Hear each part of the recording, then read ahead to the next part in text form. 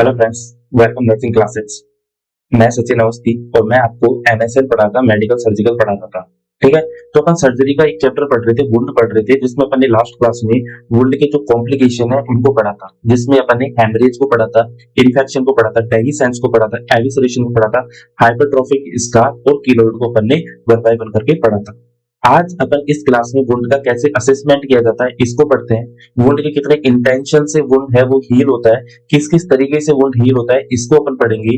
और अपन पढ़ने वाले हैं एंड के वुंड के कितने टाइप होते हैं, इनसे सिंपल क्वेश्चन पूछा जा सकता है। तो वन बाय वन करके अपन सबको बहुत इजीली एक्सप्लेन करके इन सब टॉपिकों को अपन पढ़ते हैं। सबसे पहला टॉपिक है जो अपना, वो है वुंड असेसमेंट, कि वुंड को कैसे असेस किया जाता है। अपन सबसे पहले पढ़ते हैं वुंड असेसमेंट। ओके, समझना कि आपने घाव देखा, कोई डॉक्टर कहता है कि भाई साहब मुझे एक पट्टी हटाओ और मुझे घाव दिखाओ, और फिर वो इस हिसाब से आइडिया लगा लेता है कि वुंड की नॉर्मल हीलिंग हो रही है या वुंड में इन्फेक्शन है। तो अपन वुंड को असेसमेंट करते हैं, और वुंड को असेसमेंट करने के लिए एक फेमस निमोनिक आता है, टाइम। क्या आता है? टाइम। एक फेमस निमोनिक है वुंड असेसमेंट के लिए, टाइम, है ना। यहाँ पे पूछ भी सकता है एग्जाम में कि टी किसके लिए स्टैंड करता है, I stand for, E stand for what, तो ये क्वेश्चन भी पूछ सकता है ना। तो यहाँ पे टी मतलब आता है, मतलब टी मतलब है टिश्यू, कि हमको सबसे पहले किसका असेस करना होता है, टिश्यू के बारे में असेस करना होता है कि टिश्यू कैसा होता है। तो आपको देखना होता है, आपको मैंने काफी तरह के डिफरेंट डिफरेंट कलर बताए हैं कि वुंड में डिफरेंट डिफरेंट कलर के कलर आते हैं। ठीक है, जैसे अपन ने एक फेमस आता है, एक प्रोटोकॉल भी चलता है यहाँ पे, RBRYB कलर कोड, है ना। यहाँ मतलब कि यदि आपको किसी वुंड में रेड कलर दिखता है, यदि रेड कलर दिखता है, किसी वुंड का कलर आपने ड्रेसिंग को हटाया तो रेड कलर दिखा, तो आप बता सकते हो ये नॉर्मल प्रोसेस है। क्योंकि मैंने बताया कि कोई भी वुंड जब इन्फ्लामेटरी फेज में होता है तो रेड होता है, जब उसमें ग्रेनुलेशन फेज आते हैं तो भी वो ब्राइट रेड कलर का दिखाई देता है, जब उसमें एंजियोजेनेसिस हो जाता है, जब उसमें एंजियोजेनेसिस होता है तब वो स्लाइटली पिंक कलर का दिखाई देता है। वरना आपका एक हेल्दी वुंड होता है वो किस कलर का रहता है, रेड कलर का ही रहता है। ठीक है, यदि किसी वुंड का कलर येलो आता है तो वो क्या इंडिकेट करता है, यदि रेड कलर है तो मैं आपको बताऊं कि एक हेल्दी वुंड है, रेड कलर है तो वो एक हेल्दी वुंड को बताता है। यदि किसी वुंड का कलर देखा और वहां पे आपको येलो दिख रहा है तो आप समझ सकते हो कि वहां पे इन्फेक्शन हो चुका है। येलो कलर स्टैंड करता है इन्फेक्शन के लिए। यदि उस जगह येलो कलर आ रहा है तो वो थोड़ा बहुत आपको इन्फेक्शन के लिए दिखता है कि येलो कलर इन्फेक्शन में आता है, कोई ना कोई पस इकट्ठी हुई है यहाँ पे, अपन को उस पस का कल्चर सेंसिटिविटी भेजना है, और मतलब अपन को रूल आउट करना है कि ये वुंड है वो खराब हो रहा है। ठीक है, और यदि कलर यदि ब्लैक कलर का होता है तो आप बता सकते हो कि टिश्यू है वो नेक्रोसिस हो गया है। मतलब हम ये भी कह सकते हैं कि जो टिश्यू है वो डिवाइटलाइज्ड टिश्यू यहाँ पे प्रेजेंट है। ऐसे टिश्यू जो नेक्रोसिस हो गए हैं ये वुंड को और ज्यादा खराब करेंगे, ये इन्फेक्शन का सोर्स बनेंगे। तो अपन कह सकते हैं कि यदि ब्लैक कलर दिख गया, येलो कलर दिख गया, तो अपन कह सकते हैं कि आपका वुंड खराब है, और रेड कलर है मतलब हम असेस करें कि वुंड हेल्दी है। यदि आपको, मैं कह रहा हूं कि यदि आपको येलो और ब्लैक कलर का वुंड दिखता है तो आपको क्या करना है, उसकी क्लीनिंग करनी है, आपको उस वुंड की क्या करनी है, क्लीनिंग करनी है। और यदि बिल्कुल ब्लैक कलर के स्पॉट दिख रहे हैं, मतलब वहां पे नेक्रोटाइट टिश्यू दिख रहा है, मतलब हमको वहां पे क्या करना पड़ेगा, डिब्राइडमेंट करना पड़ेगा, जो डेड टिश्यू है उनको वहां से हटाना पड़ेगा। तो अपन ने ये पढ़ा कि सबसे पहले कि आपको वुंड में जो टिश्यू है उसका असेसमेंट करना है, और टिश्यू का असेसमेंट उनके कलर के हिसाब से, वहां पे किस तरह की बदबू आ रही है, फाउल स्मेल आ रही है, तो इस हिसाब से हम देखेंगे टिश्यू वहां पे वायबल टिश्यू है या नेक्रोटाइज टिश्यू है। उसके बाद में हम असेस करते हैं, इन्फेक्शन को असेस करना होता है। आप एक बार टिश्यू को असेस कर लोगे तो टिश्यू को असेस करने के बाद में आपको किसका असेसमेंट करना होगा, इन्फेक्शन को असेसमेंट करना होगा कि वहां पर इन्फेक्शन तो नहीं हो रहा है। इन्फेक्शन को असेस करने के लिए आपको इन्फेक्शन को असेस करने के लिए आपको इन्फेक्शन के sign and symptom of infection पता होना चाहिए। आपको इन्फेक्शन के साइन एंड सिम्टम पता होना चाहिए, और इसके साइन एंड सिम्टम मैंने बताया था। यदि किसी वुंड पे इन्फेक्शन हो जाता है तो उसकी जो इन्फ्लामेटरी वाली प्रोसेस होता है, जो आपके 1 से 4 दिन में खत्म हो जानी होती है, वो फेज 6, 7, 8 दिन तक, जब तक इन्फेक्शन ठीक नहीं रहता, जब तक वो मेंटेन रहती है। ठीक है, तो इन्फेक्शन में आपको कौन कौन से साइन देखने को मिलेंगे, तो इन्फेक्शन में आपको पता है कि वहां का टेम्परेचर बढ़ा होगा, मतलब कि फीवर मिलेगा आपको, है ना। वहां पे पेन देखने को मिलेगा, और उस एरिया को यदि आप टच करोगे तो आपको दर्द होगा, मतलब टेंडरनेस आपको देखने को मिलने वाली है। बाकी आपको इन्फ्लामेशन के जो साइन है वो तो देखने को मिलेंगे ही। बाकी आपको साइन ऑफ इन्फ्लामेशन है वो तो देखने को मिलने ही वाले हैं। इन्फ्लामेशन के साइन देखने को मिलेंगे, तो अपन को उसके बाद में इन्फेक्शन को असेस करना है। ठीक है, और इन्फेक्शन को असेस कर लिया और वहां पे यदि आपको इन्फेक्शन मिल गया तो आपको तुरंत एंटी माइक्रोबियल ड्रग है, एंटी माइक्रोबियल ड्रग्स है, एंटी माइक्रोबियल ड्रग मतलब कि एंटीबायोटिक ड्रग्स आपको स्टार्ट करनी पड़ेगी। साथ में आपको एसेप्टिक ड्रेसिंग का भी यूज करना है, एसेप्टिक ड्रेसिंग आपको स्टार्ट करनी होगी। क्लियर है बात? उसके बाद में नेक्स्ट असेसमेंट अपना आता है एम। एम फॉर क्या होता है? एम फॉर होता है मॉइस्चर। मैंने आपको पहले भी बताया था कि किसी वुंड हीलिंग के, जब मैं आपको कल पढ़ा रहा था तो मैंने आपको बताया था कि किसी भी वुंड हीलिंग के लिए एक इनफ अमाउंट में हाइड्रेशन लेवल, एक इनफ अमाउंट में मॉइस्चर लेवल चाहिए होता है। यदि आपका वुंड बहुत ज्यादा ड्राई हो जाता है, जिसे अपन ने डेसिकेशन बोला था, तो भी आपकी वुंड हीलिंग है वो क्या होती है? डिले हो जाती है। और यदि बहुत ज्यादा मॉइस्चर हो जाता है, जिसे अपने मैसरेशन बोला था, तो भी जो स्किन का सॉफ्ट बैरियर होता है वो डैमेज हो जाता है और आपकी वुंड हीलिंग है वो डिले होती है। इसलिए एक इनफ अमाउंट में हाइड्रेशन या मॉइस्चर लेवल आपका बना रहना चाहिए। तो अपन ने देखा कि मॉइस्चर लेवल भी सेट होना चाहिए। यदि बहुत ज्यादा ड्राई हो रहा है वुंड, वुंड की मॉइस्चर लेवल को सेट करने के लिए या मेंटेन करने के लिए एक मॉइस्चर गोज पीस भी आते हैं, मॉइस्चर ड्रेसिंग भी आते हैं, जिनका मैंने आपको कल भी नाम बताया था, जिनको अपन बोलते हैं हाइड्रोजेल या हाइड्रोजेल या हाइड्रोकोलोइडल ड्रेसिंग का अपन क्या करते हैं? यूज करते हैं। मतलब मॉइस्चर मेंटेन करने के लिए अपन किस ड्रेसिंग का यूज करते हैं? हाइड्रोकोलोइडल ड्रेसिंग का अपन क्या करते हैं? यूज करते हैं। तो इस तरीके से अपन देखते हैं कि M4 होता है मॉइस्चर। किसी वुंड के लिए मॉइस्चर भी बहुत जरूरी होता है। उसके बाद में आता है आपको क्या असेस करना है? मॉइस्चर को असेस कर लिया, उसके बाद में अपन को असेस करना होता है एपिथेलियम को। किसको असेस करना होता है?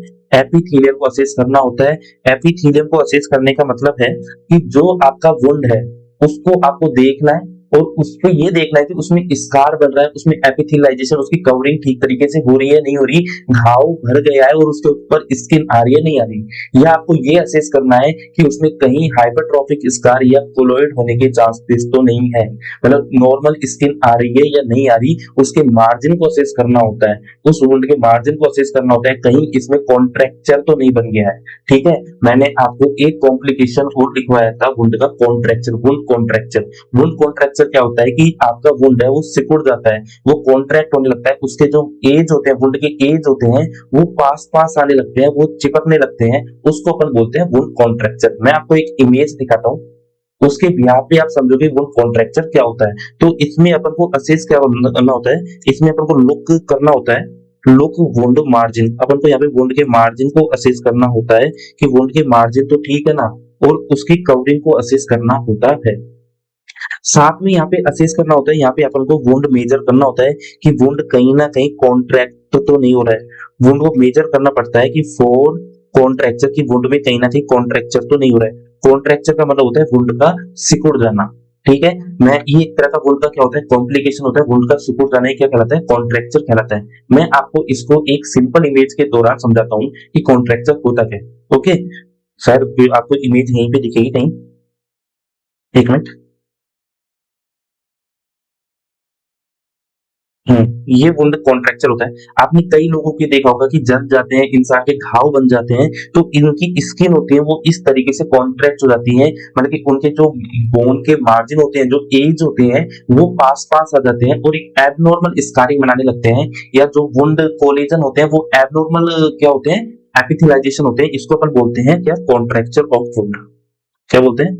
कॉन्ट्रैक्चर ऑफ वुंड बोलते हैं। और ये भी एक क्या होता है? ये क्या होता है? एक वुंड का क्या होता है? कॉम्प्लिकेशन होता है, शॉर्टनिंग ऑफ द मसल्स या शॉर्टनिंग ऑफ द वुंड एपिथेलाइजेशन इसको बोल सकते हैं। तो समझ में आ गया कि वुंड का एपिथेलाइजेशन क्या होता है। तो इस तरीके से अपन को वुंड को असेस करना होता है। और वुंड असेसमेंट के लिए जो टेक्निक यूज करते हैं वो कौन सा होता है? टाइम फॉर्मूला होता है। यहाँ पे T फॉर टिश्यू होता है, I फॉर इन्फेक्शन को असेस करना है, M फॉर मॉइस्चर को असेस करना है, E फॉर एपिथेलाइजेशन को क्या करना होता है? असेस करना होता है। अब मैंने यहाँ पे बताया कि आपको वुंड को क्या करना होता है? मेजर करना होता है। तो वुंड को कैसे मेजर किया जाता है ये भी समझो। तो अपन नेक्स्ट पढ़ते हैं वुंड मेजरमेंट। ठीक है, क्या पढ़ते हैं? Wound measurement. कि वुंड का मेजरमेंट कैसे किया जाता है, किससे किया जाता है। अपन वुंड के क्या है, थोड़ा सा वुंड को असेस भी कर लेते हैं कि कितना बड़ा वुंड है, कैसे असेस किया जाता है, वुंड की मेजर कैसे किया जाता है। तो देखो वुंड को जो मेजर किया जाता है वो किसमें किया जाता है? उसको लेंथ, उसकी एक तो लेंथ मेजर करनी होती है, लेंथ के बाद में मेजर करना होता है उसकी विड्थ को मेजर करनी होती है। और विड्थ के बाद में उसकी डेप्थ को मेजर करनी होती है। ये 3 चीज मेजर करनी होती है, सबसे पहले लेंथ को, फिर विड्थ को और फिर उसके बाद उसकी डेप्थ को मेजर करना होता है। किसके द्वारा मेजर करते हैं? तो आपके पास जो सिंपल स्केल आता है उससे अपन इसको मेजर करते हैं। किससे करते हैं? सिंपल स्केल से। भाई जितना बड़ा वुंड है तो वहां पे स्केल रखेंगे, फिर उसकी विड्थ को देखेंगे और फिर उसकी डेप्थ को देखेंगे। तो सिंपल रूलर से अपन किससे असेस करते हैं? Simple ruler. स्केल को क्या बोलते हैं? रूलर बोलते हैं। सिंपल रूलर से अपन क्या करते हैं? असेस करते हैं। ठीक है, सिंपल रूलर से इसको क्या करते हैं? असेस किया जाता है। ठीक है, और देखो जो लेंथ होती है, एक होता है कि length measure in head to toe direction. जो आपकी लेंथ होती है उसको हरदम हेड टू टो डायरेक्शन में ही क्या किया जाता है? असेस किया जाता है। यदि उसकी लेंथ हो तो ऊपर से लेकर नीचे तक उसकी लेंथ को क्या किया जाता है? असेस किया जाता है। हेड टू टो डायरेक्शन में उसकी लेंथ को असेस किया जाता है। ये पॉइंट आपको याद रखने हैं। तो इस तरीके से अपन ने सबसे पहले पढ़ा आज वुंड का असेसमेंट कैसे किया जाता है। टाइम फॉर्मूला आता है, और यदि आपको वुंड का मेजरमेंट करना है तो लेंथ, विड्थ और डेप्थ 3 फॉर्म में इसका मेजरमेंट करना होता है। सिंपल स्केल या सिंपल रूलर से अपन इसका क्या करते हैं? मेजरमेंट करते हैं। और इसकी लेंथ होती है वो हरदम हेड टू टो मेजर की जाती है। मतलब कि आपको 3 सेंटीमीटर का वुंड है तो जो स्केल होता है वो ऊपर रखेंगे, जो 0 सेंटीमीटर वाला हिस्सा है वो ऊपर रखेंगे और फिर अपन नीचे मेजर करेंगे। तो इस तरीके से अपन ने पढ़ा कि वुंड को असेस किस तरीके से किया जाता है। ठीक है, क्लियर? यहां तक आपको समझ में आया? यदि आपको यहां तक समझ में आया तो अब अपन अपने नेक्स्ट स्टेप पे पढ़ते हैं, नेक्स्ट टॉपिक पे अपन बढ़ते हैं। ठीक है, नेक्स्ट टॉपिक है इंटेंशन ऑफ वुंड हीलिंग। क्या है? Intention of wound healing. Next topic है इंटेंशन ऑफ वुंड हीलिंग। ठीक है, वुंड हीलिंग के इंटेंशन क्या होते हैं? इंटेंशन मतलब क्या होता है? पहले तो ये समझो कि इंटेंशन मतलब क्या होता है। देखो, जब घाव भरता है तो घाव एक सिंपल घाव होता है, एक बड़ा घाव होता है। तो सिंपल घाव जो भरता है उसका एक अलग तरीका होता है, बड़े घाव के भरने का एक अलग तरीका होता है। डॉक्टर क्या क्या सलाह देता है, किस तरह से घाव भरने में हेल्प करता है अपनी डॉक्टर, तो अपन उसको बोलते हैं प्राइमरी इंटेंशन, सेकेंडरी इंटेंशन और टर्सरी इंटेंशन। 3 टाइप के वुंड हीलिंग के क्या होते हैं? इंटेंशन होते हैं। मैं आपको वन बाय वन करके समझाता हूँ कि ये क्या बताना चाहता है, इंटेंशन मतलब क्या होता है। एक मिनट रुको, मेरे पास इमेज है इंटेंशन की। हाँ, इसको समझो आप, है ना। इस इमेज को थोड़ा बड़ा कर लेते हैं। सॉरी, बड़ा नहीं होती तो अपने यहीं से समझाते हैं। देखो, 3 तरह का इंटेंशन होता है वुंड हीलिंग का, 3 तरीके का इंटेंशन होता है। सपोज करो, थोड़ा अब यहाँ पे पॉइंट समझने की बात है। एक सर्जन है, उसने इंसिजन बनाया, ठीक है, एक स्कैल्पल से या जो सर्जिकल ब्लेड होती है उससे उसने एक स्किन को काटा। तो जो स्किन को जब सर्जन काटता है तो उस स्किन के दोनों एज होते हैं, जो वुंड के दोनों एज होते हैं वो बिल्कुल क्या होते हैं? पास पास होते हैं। सपोज ये स्किन थी और सर्जन ने इस स्किन को बिल्कुल बीच से काटा, मतलब कि इसका ये वाला एज और ये वाला एज दोनों क्या है? पास पास है। जब सर्जन को दोबारा वुंड को क्लोज करना होगा तो सर्जन क्या करेगा? दोनों स्किन को चिपकाएगा, दोनों स्किन को चिपकाएगा और इसमें क्या लगा देगा? टांके लगा देगा, स्टिच लगा देगा, सूचरिंग कर देगा। ठीक है, उससे जो ये अब आपस में जो घाव भरेगा उसको ज्यादा दिक्कत नहीं होगी, ज्यादा ग्रेनुलेशन टिश्यू उस घाव को नहीं बनाने पड़ेंगे, वुंड को ज्यादा ग्रेनुलेशन टिश्यू नहीं बनाने पड़ेंगे, क्योंकि अब इनके बीच में गैप नहीं है और ये दोबारा आपस में हील हो जाएंगे। ना कोई इंफेक्शन देखने को मिलेगा क्योंकि ये ओपन नहीं रहा, और ये बहुत जल्दी हील हो जाएगा क्योंकि इनके बीच में ग्रेनुलेशन टिश्यू की जरूरत ही नहीं है, मिनिमल ग्रेनुलेशन टिश्यू की जरूरत है। तो यदि आप किसी स्टैब इंजरी होती है, मतलब कि या तो आप नाइफ से कट गए या ब्लेड से कट गए, या जो डॉक्टर आपका सर्जन जो इंसिजन देता है तो उससे जो आपके वुंड एज होते हैं वो बिल्कुल पास पास होते हैं, मतलब पास पास होते हैं तो वो बहुत जल्दी हील हो जाते हैं, उनमें इतना ज्यादा टिश्यू डैमेज नहीं होता, बल्कि उनमें ग्रेनुलेशन टिश्यू बनने की नीड नहीं है, ज्यादा ग्रेनुलेशन टिश्यू बनने की नीड नहीं है, और उनको टांके लगा देते हैं, पैक कर देते हैं, जिससे वो बहुत जल्दी हील हो जाता है और घाव बहुत जल्दी बढ़ जाता है। यदि ऐसी हीलिंग होती है तो इसको अपन क्या बोलते हैं? Primary intention healing. क्या बोलते हैं? Primary intention of wound healing. जैसे आपने यहाँ पे देख रहे हो, जैसे आप यहाँ पे देख रहे हो तो यहाँ पे बहुत कम गैप है। आप यदि यहाँ पे देखोगे तो बहुत कम गैप है, मिनिमम गैप है यहाँ पे। ठीक है, यहाँ पे मिनिमम गैप है, वो जब मिनिमम गैप है तो इनको डॉक्टर क्या करेगा, स्टिच कर देगा। स्टिच करने के बाद देखो यहाँ पे कोई ग्रेनुलेशन टिश्यू की जरूरत नहीं है, आपस में ये दोनों स्किन जुड़ेंगी और आपका घाव बन जाएगा और यहाँ पे कोई स्कार भी नहीं बनेगा। स्कार बनेगा तो बिल्कुल हेयर लाइन इतना स्कार यहाँ पे आपको देखने को मिलेगा, ठीक है। वही दूसरी तरफ कोई बड़ा घाव हो गया, तो बड़ा घाव हो जाता है जब क्या होता है, सपोज करो आपकी पीठ है, आपकी बैक है, वहां पे स्किन खिंचती नहीं है ना। आपकी बैक में मान लो बहुत बड़ा घाव बन गया, इतना बड़ा घाव बन गया लगभग, ये देखो बहुत बड़ा घाव है यहाँ पे ना, आपकी स्किन पे ये बहुत बड़ा घाव बन गया है, सपोज करो, ठीक है। तो क्या होता है, सर्जन कह देता है कि भाई इतना बड़ा घाव है, मैं आपस में दोनों स्किन को पास पास नहीं ला जा सकता। ये घाव इतना बड़ा हो गया है कि जो इसकी स्किन है इसको पास में लाके मैं टांके नहीं लगा सकता। देखो स्किन को जब टांके लगाने होते हैं ना, तो सर्जन को दोनों एज होते हैं वो पास पास लाने होते हैं। अब आपका वुंड बहुत बड़ा है, बहुत चौड़ा वुंड है, तो आप उस वुंड को पास पास नहीं ला सकते, तो सर्जन यही कहता है कि इसमें टांके नहीं लग सकते, इस वुंड में टांके नहीं लगेंगे।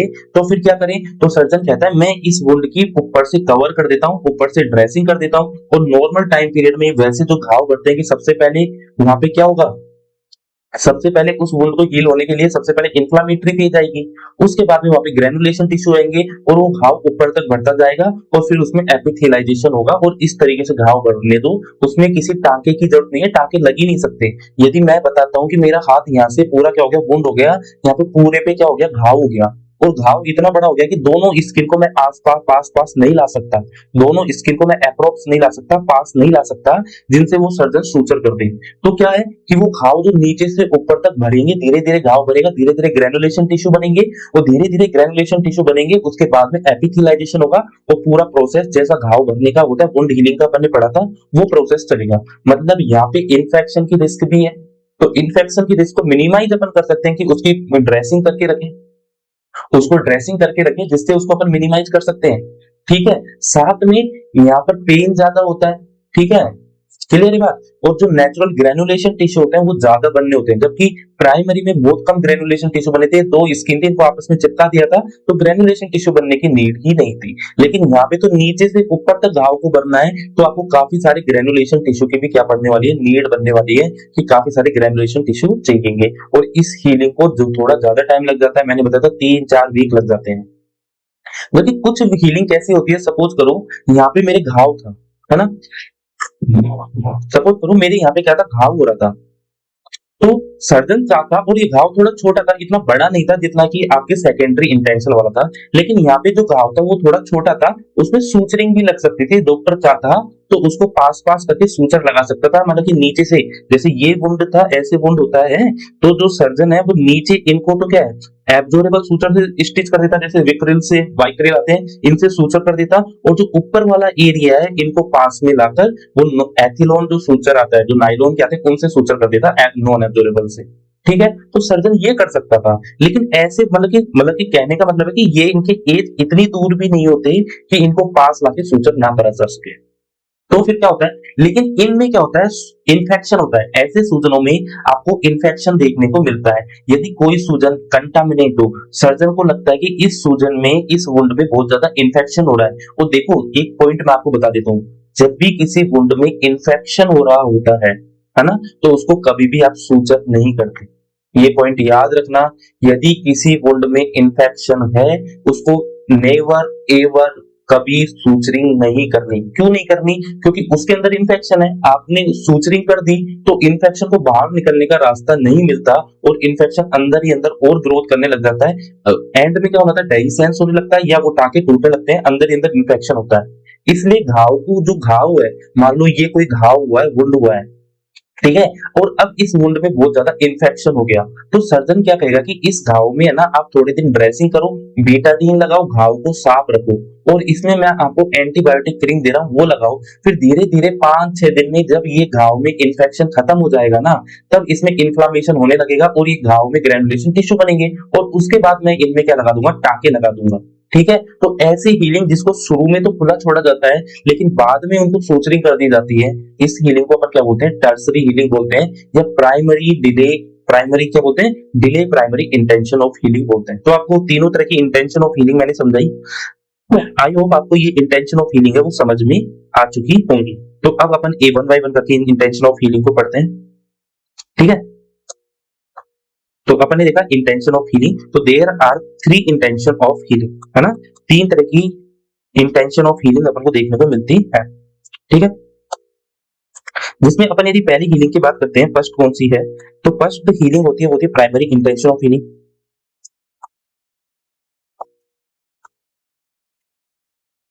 प्राइमरी इंटेंशन ऑफ हीलिंग अपन देखते हैं। तो प्राइमरी इंटेंशन ऑफ हीलिंग में क्या होता है कि जो वुंड के एज होते हैं वो क्या होते हैं, बिल्कुल पास पास होते हैं, साफ सुथरे होते हैं, नीट एंड क्लीन होते हैं, मतलब कि कोई कंटामिनेशन नहीं होता, क्योंकि वो तो स्टेराइल टेक्निक में लगे ना। जो सर्जन है वो इंसिजन लगाता है या तो अपन जो चाकू से नाइफ से कट जाते हैं तो इतने गंदे नहीं होते। ठीक है, तो ऐसे वुंड क्या होते हैं, बहुत नीट एंड क्लीन वुंड अपन को देखने को मिलते हैं, मतलब कि wound edge neat and clean, है ना। यहाँ पे जो वुंड है वो नीट एंड क्लीन होता है, मतलब कि उनमें इन्फेक्शन के चांस बहुत कम होते हैं। दूसरी बात, जो वुंड के एज होते हैं वो क्या होते हैं, पास पास होते हैं। Wound edge are approximation, approximation का मतलब कि बहुत ज्यादा पास पास होते हैं, इतने पास होते हैं कि उनमें सूचरिंग की जा सकती है। तो अपन क्या करते हैं, अपन क्या क्या स्टेप करते हैं, वुंड एज, इनमें क्या करते हैं, प्राइमरी इंटेंशन ऑफ हीलिंग में क्या करेंगे, उनमें सूचरिंग कर देंगे। Wound edge join by suturing, अपन उन वुंड एज को, जो डॉक्टर है, ऐसे वुंड जिनकी स्किन पास पास होते हैं, वुंड एज पास पास होते हैं, डॉक्टर उनमें क्या कर देता है, सूचर लगा देता है। जैसे आपके कोई भी ओटी में इंसिजन लगाता है तो उसके बाद डॉक्टर जरूर सूचर लगाता है, उनको खुला नहीं छोड़ता, है ना। सूचर लगाने से वो पास पास रहेंगे, उनमें ग्रेनुलेशन टिश्यू की जरूरत नहीं होगी और वो बहुत जल्दी हील कर जाएंगे। ठीक है, मतलब कि मिनिमल यहाँ पे ग्रेनुलेशन टिश्यू की क्या होती है, नीड होती है, मिनिमल ग्रेनुलेशन टिश्यू फॉर्मेशन, यहाँ पे मिनिमम ग्रेनुलर टिश्यू के फॉर्मेशन की अपन को क्या होती है, नीड होती है। उसके बाद एक चीज और है कि यहाँ पे क्विकली क्या होता है, क्विक वुंड हीलिंग होती है। यहाँ पे जो वुंड हीलिंग होती है वो क्विक होती है, या अपन कह सकते हैं क्विकली, यहाँ पे क्या होता है, एपिथेलाइजेशन, यहाँ पे क्विकली होता है, जल्दी से यहाँ पे अपन को एपिथेलाइजेशन देखने को मिलता है, पूरा घाव है वो बहुत जल्दी से बढ़ जाता है। और जो नीट एंड स्मॉल स्कार हमको यहाँ पे देखने को मिलता है, वो छोटा सा स्कार देखने को मिलेगा। मतलब दोबारा लास्ट बार समझा रहा हूँ कि ऐसा कोई घाव जिसके दोनों एज बहुत पास पास होते हैं, तो सर्जन क्या करता है, दोनों एज को चिपकाएगा और इन पे सूचर लगा देगा, ताकि इसमें अब बताओ कि ग्रेनुलेशन टिश्यू की नीड ही नहीं है, दोनों आपस में चिपक जाएंगे और एक छोटा सा स्कार बन जाएगा, और इसमें कोई इन्फेक्शन की भी नीड नहीं होती, इन्फेक्शन की भी संभावना नहीं होती, क्योंकि ये तो बिल्कुल चिपक गया ना। तो ये सबसे अच्छा इंटेंशन होता है यदि वुंड एज पास पास होते हैं। लेकिन यदि वुंड एज बहुत दूर दूर है, इनको पास नहीं लाके स्टिच सूचरिंग नहीं की जा सकती क्योंकि बहुत दूर दूर है, तो ऐसे में सेकेंडरी इंटेंशन ऑफ हीलिंग काम करती है कि वुंड अपने आप भरेगा, धीरे धीरे ग्रेनुलेशन, पहले इन्फ्लेमेशन आएगा, साफ सफाई होगी, फिर ग्रेनुलेशन टिश्यू ऊपर तक आएंगे, और ऊपर तक आने के बाद एपिथेलाइजेशन उस पे होगा, और फिर रिमॉडलिंग होता रहेगा। तो ऐसी वुंड हीलिंग को अपन क्या बोलते हैं, secondary intention of wound healing, जिसको अपन आगे पढ़ते हैं। ठीक है, तो नेक्स्ट अपन पढ़ते हैं secondary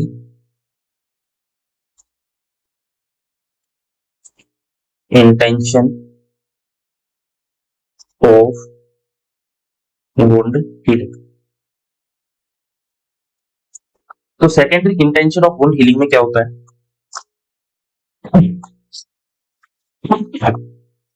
sorry, secondary intention of wound healing में क्या होने वाला है, देखो सॉरी, आप primary intention of wound healing था उसमें आपने एग्जांपल नहीं लिखा, इसमें आप एग्जांपल लिख लो, सूचर या नाइफ कट। ठीक है, इनमें वुंड एज इन दोनों कंडीशन में क्या होते हैं, बिल्कुल पास पास होते हैं। अब अपन secondary intention of wound healing, जैसा मैंने आपको समझा दिया, उसको पढ़ते हैं कि wound edge are not approximation, कि वुंड एज है वो बिल्कुल पास पास नहीं होते, वो बहुत अप्रोक्स नहीं होते कि उनको पास लाके उनमें सूचरिंग की जा सके, मतलब उनके बीच में क्या होता है, लार्ज गैप होता है, उनके बीच में बहुत बड़ा क्या होता है, गैप होता है, कि उनको पास नहीं ला सकते हैं। तो इनमें क्या होता है, या आप ये भी लिख सकते हो कि इनके अंदर, सॉरी, लार्ज गैप होता है, एक मिनट,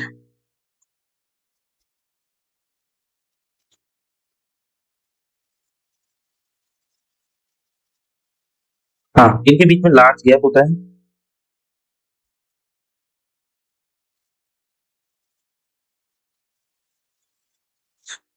इनके बीच में लार्ज गैप होता है, या अपन कह सकते हैं कि मैसिव टिश्यू लॉस हुआ है यहाँ पे बहुत ज्यादा टिश्यू लॉस हुआ है कि उन दोनों के बीच में, जैसे मेरे यहाँ घाव था कि इन दोनों के बीच में बहुत ज्यादा स्पेस रहेगा, मैं स्किन को पास पास नहीं लाके सूचर नहीं लगा सकता, सूचर लग जाती तो वो घाव बहुत जल्दी बढ़ जाता। तो मतलब जो नॉर्मल हीलिंग प्रोसेस होता है उससे ये घाव भरने वाला है।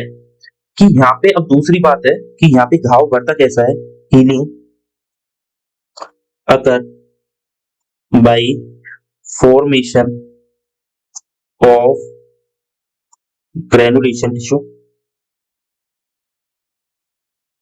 formation of granulation tissue from bottom to upward, bottom से अपवार्ड मतलब ऊपर की ओर वहां पे ग्रेनुलेशन टिश्यू बनते जाएंगे जिससे वो हीलिंग होती जाएगी। ठीक है, क्लियर, जो अपन नॉर्मल पढ़ते हैं। तो इसमें क्या करना है अपन को, क्या क्या स्टेप फॉलो करने हैं कि वुंड को अपन को खुला छोड़ना है, वुंड पे टाके नहीं लगेंगे, वुंड को खुला छोड़ना है और उसको ऊपर से ड्रेसिंग कर देनी है। Wound left open and sterile dressing, sterile sorry wound left open and sterile dressing, अपन को उस पर कंटिन्यू क्या करनी है, ड्रेसिंग करते जाना है। क्लियर। दूसरा बात, इसमें क्या होगा, ग्रेनुलेशन होगा पूरा नॉर्मल जो फॉलो होता है, आपका इन्फ्लामेशन होता है, फिर उसमें ग्रेनुलेशन टिश्यू बनता है। ठीक है, ये सब इसमें होने वाला है। तो वुंड को खुला छोड़ देना है, स्ट्राइल ड्रेसिंग करनी है एंड एसेप्टिक टेक्निक से उसकी ड्रेसिंग करते जाना है और उसमें अपन को असेस करना है, assess regular wound, regular assess wound, assess regular wound, या बोल सकते हैं रेगुलर वुंड असेसमेंट अपन को करना है। तो ऐसे लिखते हैं रेगुलर वुंड असेसमेंट, इसको करते रहना है। ठीक है, यहाँ पे रिस्क ऑफ इन्फेक्शन भी अपन को देखने को मिलता है, लिख सकते हैं रिस्क ऑफ इन्फेक्शन, यहाँ पे आपको देखने को मिल सकता है। यहाँ पे अपन को रिस्क ऑफ इन्फेक्शन भी देखने को मिल सकता है। यदि अपन इसके एग्जाम्पल की अपन बात करते हैं कि इसमें आपको कौन कौन से एग्जाम्पल देखने को मिलेंगे, तो आप लिख सकते हो। अपन एग्जाम्पल की बात करेंगे तो आपको पता है कि जो पेप्टिक अल्सर होता है, सॉरी पेप्टिक है वो प्रेशर अल्सर, जो आपके प्रेशर अल्सर होता है या जो बर्न के जो वुंड होते हैं काफी बड़े बड़े होते हैं जिनमें कभी स्टिच नहीं कर सकते, तो उनमें डॉक्टर यही बोलता है कि इनमें लगातार आप क्या करो, ड्रेसिंग करते रहो और घाव को असेस करते रहो कि वो भर रहा है नहीं भर रहा, उसमें ग्रेनुलेशन टिश्यू बन रहे हैं नहीं बन रहे हैं और उसमें इन्फेक्शन तो नहीं हो गया, क्योंकि इनमें इन्फेक्शन की रिस्क होती है, वो क्या होती है, थोड़ी ज्यादा होती है। इसके बाद में अपन करते हैं last tertiary intention of wound healing को अपन पढ़ते हैं। कौन से को, tertiary intention of wound healing. अब अपन पढ़ते हैं tertiary intention of wound healing को अपन यहाँ पे पढ़ते हैं। ठीक है, tertiary intention of wound healing. ठीक है, या इसी को अपन क्या बोलते हैं, ऑल्सो नोन एज, लिख सकते हो, also known as delayed primary intention, क्या बोल सकते हैं, डिलेड प्राइमरी इंटेंशन भी इनको बोला जाता है। इनमें जनरली होता क्या है समझो, मैं एक बार और समझाता हूँ कि ऐसे घाव जिनमें इन्फेक्शन हो चुका है या ऐसे घाव जो कंटामिनेट है, तो इन घावों को अपन सूचक नहीं कर सकते। क्यों नहीं कर सकते, यदि आपने मान लो इसमें इन्फेक्शन था, आपने सूचक कर दिया तो ये इन्फेक्शन बढ़ता जाएगा और दोबारा घाव को खोल देगा और वो इन्फेक्शन और खतरनाक हो जाएगा। इसलिए कभी भी ऐसा कंटामिनेट वुंड को अपन को सूचक नहीं करना, इमीडिएटली सूचक नहीं करना कंटामिनेट वुंड। ठीक है, क्योंकि इन्फेक्शन नहीं अंदर ही अंदर बढ़ता जाएगा। तो अपन क्या करते हैं, अपन करेंगे कि ये घाव को खुला रहने दो, लगातार आप इसकी एसेप्टिक टेक्निक से ड्रेसिंग करते रहो। ठीक है, और इसमें डॉक्टर कुछ एंटी माइक्रोबियल क्रीम देगा जिससे वो इन्फेक्शन 5-7 दिन में क्या हो जाएगा, खत्म हो जाएगा। जब 5-7 दिन में इन्फेक्शन खत्म हो जाएगा, घाव को थोड़ा भरने दो, घाव पास पास आएगा और उसके बाद वो इसमें क्या कर देता है, सूचर कर देता है, इन दोनों को चिपका देता है और फिर आपके नॉर्मल वुंड हीलिंग होती है। तो यहाँ पे देखो शुरू में तो क्या हुआ, सेकेंडरी हीलिंग हुई है, सेकेंडरी इंटेंशन हीलिंग है, बाद में स्टिच कर दिया मतलब कि प्राइमरी इंटेंशन हुआ है, तो इसलिए इसको बाद में प्राइमरी इंटेंशन हुआ, इसलिए डिलेड प्राइमरी इंटेंशन भी कह सकते हैं और इसको tertiary intention of wound healing कहा जाता है। तो अपन कह सकते हैं use in contaminate wound, contaminate या इन्फेक्शियस वुंड होता है, दोनों एक ही बात है, उसमें इसका यूज किया जाता है। ठीक है, इन्फेक्शियस वुंड में या कंटामिनेट वुंड में इसका क्या किया जाता है, यूज किया जाता है। इसमें लिख सकते हैं वुंड लेफ्ट ओपन इनिशियली तो जो वुंड है उसको क्या किया जाता है, लेफ्ट ओपन रखा जाता है एंड कवर विद ड्रेसिंग, उसकी कंटिन्यू क्या करनी होती है, ड्रेसिंग करनी होती है। आफ्टर रिजोल्व इन्फेक्शन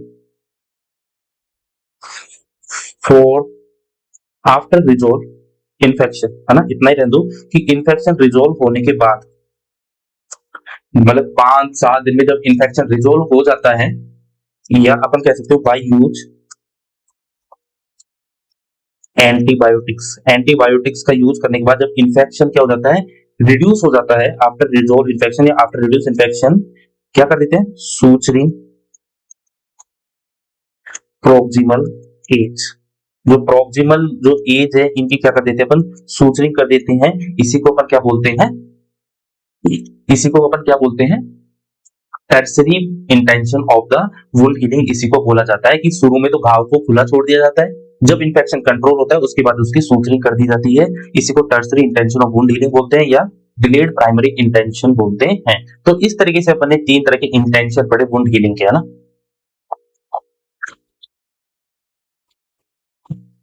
अपन ने वुंड हीलिंग के 3 तरीके के क्या पढ़े, इंटेंशन अपन ने यहाँ पे पढ़े। ओके, आपको समझ में आए। अब अपन लास्ट में पढ़ते हैं टाइप ऑफ वुंड, है ना। अब अपन लास्ट टॉपिक और देखते हैं आज का, type of wound. Upon wound के डिफरेंट टाइप होते हैं, इनको एक बार और पढ़ लेते हैं। तो हेडिंग डालू, 1 मिनट, टाइप ऑफ वुंड। अपन पढ़ते हैं टाइप ऑफ वुंड को, अपन यहाँ पे पढ़ते हैं कि वुंड कितने टाइप के होते हैं। मेजरली कई बार पूछ लिया जाता है एग्जाम में कि ये कौन सा वुंड है, ये कौन सा वुंड है, एब्रेजन क्या होता है, लैसरेशन क्या होता है, पंचर वुंड क्या होता है, ये अपन से काफी बार पूछ लिया जाता है, इंसिजन क्या होता है। तो इनके बेसिस अपन को पता होना चाहिए कि ये कौन सा वुंड होता है, ये कौन सा वुंड होता है। तो अपन 1 बाय 1 करके सबको पढ़ते हैं। तो अपन 4 टाइप के वुंड पढ़ेंगे, है ना। 4 टाइप, ऐसे काफी टाइप के होते हैं लेकिन मेनली ये 4 टाइप होते हैं जो अपने एग्जाम में पूछे जाते हैं। सबसे पहला पूछा जाता है इंसिजन, कि इंसिजन क्या होता है। जो डॉक्टर, जो सर्जन जो इंसिजन बनाता है, कट करता है सर्जिकल ब्लेड से पूरी एसेप्टिक टेक्निक को यूज करके, उसको क्या बोलते हैं अपन, इंसिजन बोलते हैं। कई बार आप थोड़ी सी रगड़क आ जाती है, स्क्रैप हो जाता है, आप छिल जाते हो, ऊपर की एपिथेलियम छिल जाती है। आप साइकिल से गिर गए तो आपका घुटना छिल गया, तो ऊपर का जो एपिथेलियम होता है वो छिल जाता है, ठीक है, स्क्रैप हो जाता है, रब्ड ऑफ हो जाता है, उसको अपन क्या बोलते हैं, उसको बोलते हैं एब्रेजन। क्या बोलते हैं, एब्रेजन बोलते हैं। इनकी डेफिनेशन मैं आपको लिखवा दूंगा कि एब्रेजन की डेफिनेशन क्या है, इंसिजन क्या है। यदि किसी इंसान को बड़ा घाव हो गया, यदि प्रेशर अल्सर हो गए, है ना, या बर्न हो गया, तो इनमें बड़े बड़े घाव हो जाते हैं, खतरनाक घाव हो जाते हैं, तो इनको अपन बोलते हैं लैसिरेशन। क्या बोलते हैं, लैसिरेशन बोलते हैं। और मान लो किसी इंसान ने आपके अंदर पेन होता है, पेन को पूरा घुसा दिया, पेचकस होता है पूरा अंदर आपके अंदर घुसा दिया, पूरा पेचकस आपके अंदर घुसा दिया, चक्कू है वो घुसा दिया, पूरा आपके अंदर चक्कू घुसा दिया, ठीक है। यदि पॉइंटेड ऑब्जेक्ट को कोई आपकी स्किन के अंदर घुसा देता है, स्टैब इंजरी कर देता है, तो ऐसे वुंड को अपन क्या बोलते हैं, पंचर वुंड बोलते हैं। जो आपकी डीप जाते हैं, जो आपकी स्किन में डीप जाते हैं, उनको क्या बोलते हैं, पंचर वुंड बोलते हैं। अपन मैं आपको इमेज की हेल्प से इनको दिखा देता हूँ, ठीक है, इन सब की इमेज भी है। जैसे देखो, ये अपन कोई इंसान छिल जाता है, कोई इंसान यदि छिल जाता है तो इसको छिला हुआ है ना, ओनली ऊपर की एपिथेलियम हुई है वो डैमेज हुई है, ओनली जो एपिथेलियल है, एपिथेलियल डैमेज होती है, तो ऐसे वुंड को अपन क्या बोलते हैं, एब्रेजन बोलते हैं। क्या बोलते हैं, एब्रेजन बोलते हैं। और देखते हैं, यदि कोई वुंड ऐसे बड़ा घाव हो जाता है, जैसे लैसरेशन है, इसमें बड़ा घाव हो गया, ठीक है, इसमें देखो आपको ये स्किन भी जा रही है, आपका सबक्यूटेनियस फैट है ये भी डैमेज हो गया, थोड़ी बहुत आपको मसल्स दिख रही है ये भी डैमेज हो गई, तो ऐसे को अपन क्या बोलते हैं, लैसिरेशन बोलते हैं। क्या बोलते हैं, लैसिरेशन बोलते हैं। और यदि वुंड आपका बहुत गहरा होता है, देखो ये मसल्स है, ये वाला पार्ट है, ये मसल्स का पार्ट है, मसल्स तक इंजरी हो गई है, और एक होलो वाला पार्ट है, मतलब विड्थ तो बहुत छोटी है, मतलब पॉइंटेड पार्ट आपको दिख रहा है। कैसा पार्ट है ये, पॉइंटेड ऑब्जेक्ट आपको दिख रहा है, ठीक है। तो जो पॉइंटेड ऑब्जेक्ट होते हैं जिनमें विड्थ तो बहुत कम होती है लेकिन गहराई बहुत ज्यादा होती है, मसल्स तक वो डैमेज कर देता है, इसको अपन क्या बोलते हैं, पंचर वुंड बोलते हैं। सबकी अपन जो नॉर्मल लैंग्वेज है उसको अपन लिख लेते हैं, जो नॉर्मल लैंग्वेज है उसको अपन लिख लेते हैं कि नॉर्मल लैंग्वेज क्या क्या है। ठीक है, तो सबसे पहले अपन स्टार्ट करते हैं आपका इंसिजन। इंसिजन क्या होता है, जो आपका सर्जन बनाता है ना, सर्जन जो सर्जिकल ब्लेड 11 नंबर या 23 नंबर से जो कट करता है उसको अपन क्या बोलते हैं, इंसिजन बोलते हैं। ठीक है, और जो ये इंसिजन होते हैं ये बिल्कुल क्या होते हैं, क्लीन होते हैं। एक तो भाई पूरी एसेप्टिक टेक्निक के अंडर ये कट बनाए जाते हैं तो ये बिल्कुल क्लीन होते हैं। दूसरी बात ये स्ट्रेट होते हैं। क्या होते हैं, स्ट्रेट होते हैं, बिल्कुल सीधे होंगे, है ना, स्ट्रेट कट होंगे और क्लीन कट आपको यहाँ पे देखने को मिलने वाले हैं। ठीक है, किससे बनाते हैं, ये सर्जिकल ब्लेड से बनाए जाते हैं, या बिल्कुल शार्प ऑब्जेक्ट होता है उसके द्वारा इनको बनाया जाता है। इनको बिल्कुल सर्जिकल ब्लेड या जो शार्प ऑब्जेक्ट होता है उनके द्वारा बनाया जाता है। तो मेड बाय सर्जिकल ब्लेड, या तो कोई सर्जिकल ब्लेड होती है वो, एंड शार्प कट के द्वारा इनको बनाया जाता है। ठीक है, तीसरी बात क्या है इनमें, एक मिनट, या तो आप सर्जिकल ब्लेड से बनाते हो या बिल्कुल शार्प ऑब्जेक्ट होता है उससे कट करके इनको बनाया जाता है। तीसरी बात कि इनमें जो ब्लीडिंग की संभावना होती है वो बहुत ज्यादा होती है, मतलब आप लिख सकते हो टेंस टू हैवी ब्लीडिंग। ये हैवी ब्लीडिंग भी कर सकते हैं, क्यों, क्योंकि ये थोड़े डीप होते हैं। ये जो आपकी मल्टीपल वेसल्स होती है उनको क्या करते हैं, कट करते हैं, या आपकी काफी सारी वेसल्स होती है उनको क्या कर देते हैं, कट कर देते हैं, इसलिए इनमें हैवी ब्लीडिंग होने की संभावना होती है। इसलिए डॉक्टर होता है, आपका सर्जन होता है, वो क्या रखता है पास में, पोल्ट्री रखता है कि थोड़ी सी ब्लीडिंग हुई और वहीं वो उसको क्या कर देता है, थोड़ा पोल्ट्री से ब्लीडिंग को हीमोस्टेसिस कर देता है। तो ऐसे कट को अपन क्या बोलते हैं, इंसिजन बोलते हैं। जो सर्जन बनाता है ना सर्जिकल ब्लेड से, मान लो आप कोई बीमल की ब्लेड आती है, टोपाज की ब्लेड आती है, उससे कट लग गया तो वो भी एक तरीके का इंसिजन होता है। ये ज्यादा खतरनाक कट नहीं होते, देखो ब्लीडिंग तो होती है लेकिन आप इसको कंप्रेस करके ब्लीडिंग को क्या कर सकते हो, कंट्रोल कर सकते हो। लेकिन इनकी जो हीलिंग होती है वो बहुत फास्ट होती है, क्योंकि ये क्लीन होते हैं, ज्यादा कंटामिनेट वुंड नहीं होते। ठीक है, ये क्लीन होते हैं, कंटामिनेट वुंड नहीं होते, जल्दी हील हो जाते हैं। दूसरे वुंड आते हैं वो होते हैं आपके, तो एग्जाम्पल यदि मैं आपको इसे एग्जाम्पल भी लिखवाना चाहूँ, है ना, तो आप एग्जाम्पल लिख सकते हो सर्जिकल कट। क्या लिख सकते हो इसका एग्जाम्पल कर, एग्जाम्पल लिख सकते हो सर्जिकल कट। ठीक है, यदि मैं दूसरा एग्जाम्पल लिखना चाहूँ, इंसिजन हो गया, इंसिजन के बाद में अपन पढ़ना चाहें तो आएगा एब्रेजन। क्या आएगा, एब्रेजन। एब्रेजन मैंने बताया था कि जब आप साइकिल से गिर जाते हो, जब आप साइकिल से गिर जाते हो आपका घुटना छिल जाता है, इसको अपन क्या बोलते हैं, एब्रेजन बोलते हैं। तो अपन लिख सकते हैं कि जो एब्रेजन होता है वो एक तरीके का सुपरफिशियल वुंड होता है, जिसमें ओनली जो आपकी एपिथेलियम होती है या टॉप लेयर ऑफ स्किन होती है वो रब्ड ऑफ हो जाती है या वो स्क्रैप हो जाती है फ्रिक्शन की वजह से। तो ऐसे वुंड को अपन क्या बोलते हैं, एब्रेजन बोलते हैं। इसमें ब्लीडिंग नहीं होती, इसमें बहुत ज्यादा ब्लीडिंग नहीं होती, लेकिन ये पेनफुल होते हैं। ये बहुत ज्यादा ब्लीडिंग नहीं होती क्योंकि इसमें वेसल्स है वो ज्यादा कटी नहीं। देखो इंसिजन बनाते हो वो थोड़ा डीप बनाते हैं तो वहां पे आपकी वेसल्स कट जाती हैं तो ब्लीडिंग होती है, लेकिन एब्रेजन में सुपरफिशियल जो स्किन है वही स्क्रैप हुई है। ठीक है, डीप आपकी जो वेसल्स है वो डैमेज नहीं हुई है, और वेसल्स डैमेज नहीं हुई तो यहाँ पे ब्लीडिंग भी नहीं होती, लेकिन पेन होता है क्योंकि अभी भी नर्व होती है वो डर्मिस में होती है और वो डर्मिस अभी इंटैक्ट है, डर्मिस को कोई डैमेज नहीं हुआ, इसलिए पेन सेंसेशन जाते हैं और इंसान को पेन होता है। ठीक है, समझ गए, तो ये सारी बातें अब अपन लिखते हैं।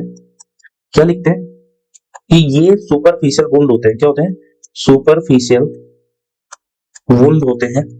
ठीक है, यह लिख सकते हैं top layer of skin, top layer of skin जिसे अपन एपिथेलियम बोलते हैं, वो क्या हो जाती है, डैमेज हो जाती है। जो टॉप लेयर ऑफ स्किन होती है एपिथेलियम होती है वो यहाँ पे क्या हो जाती है, डैमेज हो जाती है, या अपन कह सकते हैं रब्ड ऑफ हो जाती है, रब्ड ऑफ बोल सकते हैं, या अपन टर्म यूज ले सकते हैं स्क्रैप हो जाती है। उनकी क्या हो जाती है, स्क्रैपिंग हो जाती है या स्क्रैप हो जाती है due to friction, due to friction की वजह से उनमें रगड़क आती है और फ्रिक्शन आता है, उसकी वजह से जो superficial top layer of skin है वो क्या हो जाएगी, डैमेज हो जाएगी। इसमें ब्लीडिंग का चांस नहीं होता, मतलब कि नो ब्लीडिंग, यहाँ पे बहुत ज्यादा ब्लीडिंग नहीं होती, थोड़ी बहुत ब्लीडिंग होती है, थोड़ी बहुत ऊजिंग होती है, जो आपकी माइनर कैपिलरीज उनके डैमेज होने की वजह से थोड़ी बहुत ऊजिंग हो सकती है, रेडनेस आ सकती है, क्योंकि एपिथेलियम में तो ब्लड सप्लाई ही नहीं होती है, ब्लड सप्लाई होती है वो डर्मिस में होती है, डर्मिस को यहाँ पे कोई डैमेज नहीं हुआ है, लेकिन ये पेनफुल होती है। ये क्या होती है, पेनफुल होती है, इनमें पेन पॉसिबल है। तो इसको अपन क्या बोलते हैं, एब्रेजन बोलते हैं। ठीक है, अब आता है आपका तीसरे नंबर का वुंड, जो खतरनाक वुंड होता है, बड़ी वुंड होते हैं, लार्ज वुंड होते हैं, उनको अपन क्या बोलते हैं, लैसिरेशन। तो अब थर्ड नंबर पे अपन पढ़ते हैं लैसिरेशन। ठीक है, लैसिरेशन क्या होता है इसको अपन समझते हैं।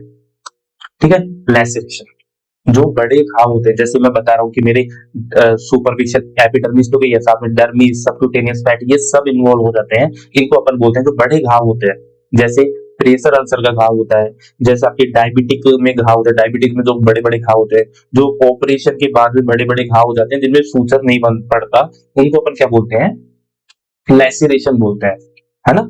मैं इमेज नहीं है मेरे पास लैसिरेशन की, लेकिन आप जितने भी आपने घाव देखे, बड़े घाव देखे, एक्सीडेंट होने के बाद किसी का पैर कट जाता है, उसके बाद जो पैर पूरा सिर फूट गया, तो ये सारे बड़े बड़े घाव होते हैं, वो किस में आते हैं, लैसिरेशन में आते हैं। ठीक है, तो जो अपन इनको लिखते हैं कि इसमें जो आपकी एपिथेलियम तो जाती है, उसके साथ में डर्मिस होती है, उसका भी डैमेज होता है ना। स्किन के साथ में जो स्किन के अंडरलाइन टिश्यू होते हैं, चाहे वो डर्मिस हो, चाहे वो मसल्स हो, चाहे वो सबक्यूटेनियस फैट हो, उन सबका क्या होता है, डैमेज होते हैं। तो इनको अपन क्या बोलते हैं, लैसरेशन बोलते हैं। तो इसको अपन लिख सकते हैं, टीयर और, एक मिनट, टीयर और इरेगुलर ब्रेक ऑफ स्किन, है ना, कि जो आपकी स्किन है उसका टीयर हो जाना, है ना, साथ में स्किन के साथ में जो अंडरलाइन टिश्यू है उनका टीयर होना या ब्रेक होना ही क्या कहलाता है, आपका laceration. Skin and underline tissue, जो अंडरलाइन टिश्यू है उनका डैमेज होना ही क्या कहलाता है, आपका लैसरेशन कहलाता है। इसमें मतलब मैं बता रहा हूँ कि स्किन तो डैमेज होती है, साथ में आपकी डर्मिस, उसके साथ में आपके सबक्यूटेनियस फैट, और हो सकता है थोड़ी बहुत आपकी मसल्स भी क्या हो जाती है, डैमेज हो जाती है। ठीक है, इसमें डैमेज करने के लिए, अब आप जो डैमेज होता है वो ब्लंट ऑब्जेक्ट से होता है, ऐसे जैसे किसी इंसान ने पत्थर की मार दी, किसी इंसान ने आपका सिर फोड़ा, दीवार में पटक के आपका सिर फोड़ा है ना, किसी ने बहुत मोटा पत्थर उठाया उसको आपको मारा है, क्लियर। तो ब्लंट ऑब्जेक्ट से जो इंजरी होती है वो ब्लंट ऑब्जेक्ट से होती है। ब्लंट मतलब कि जो थोड़ा कैसा रहता है, किसी ने मान लो कुर्सी उठाई, उसकी कुर्सी है और लोहे की कुर्सी, उससे आपको मारा हो, ठीक है। तो ब्लंट ऑब्जेक्ट से जो आपको इंजरी होती है वो कौन सी होती है, लैसरेशन होती है। इसमें आपकी स्किन के साथ जो अंडरलाइन टिश्यू है वो सारे क्या होने वाले हैं, डैमेज हो जाएंगे। क्लियर ये बात। अब ये वुंड होते हैं जो बड़े वुंड होते हैं, ये बड़े वुंड होते हैं, इसलिए इनमें रिस्क ऑफ इन्फेक्शन भी रहता है। तो यहाँ पे अपन कह सकते हैं, यहाँ पे हमको रिस्क ऑफ इन्फेक्शन भी देखने को मिलता है।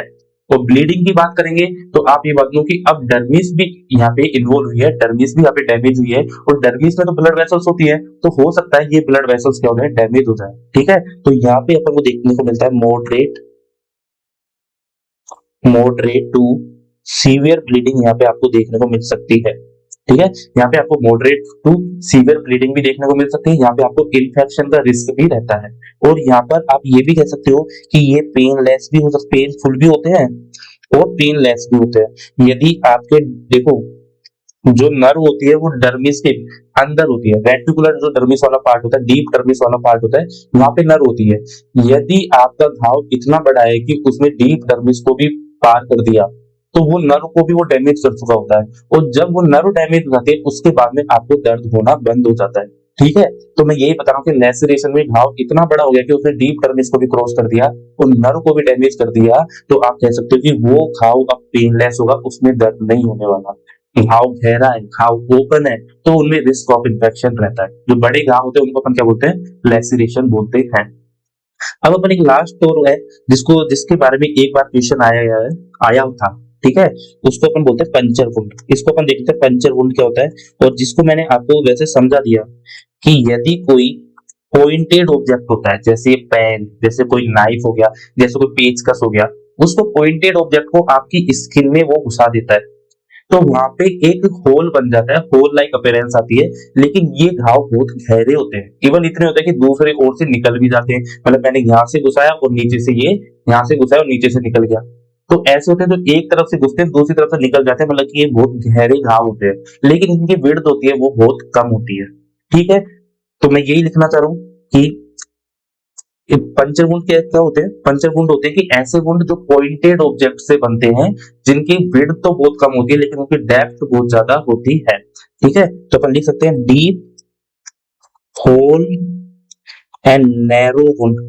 ठीक है, narrow wound made by made up by pointed object.